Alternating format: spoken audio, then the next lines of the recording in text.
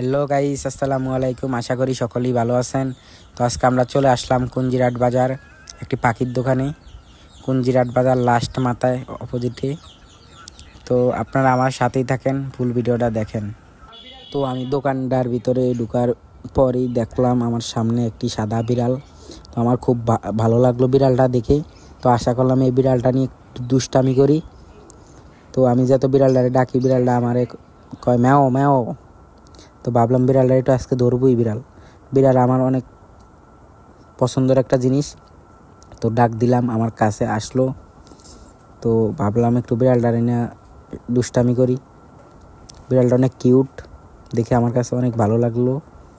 তো ভাবলাম বিড়ালটার সাথে কিছুক্ষণ সময় কাটাই।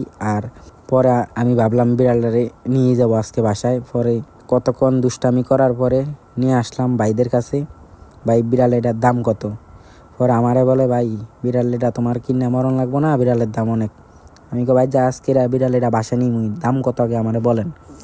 পরে বলে, বিড়ালটা বেচবো না, বিড়ালটা অন্য একজনের, বিড়ালটা রেখে দাও।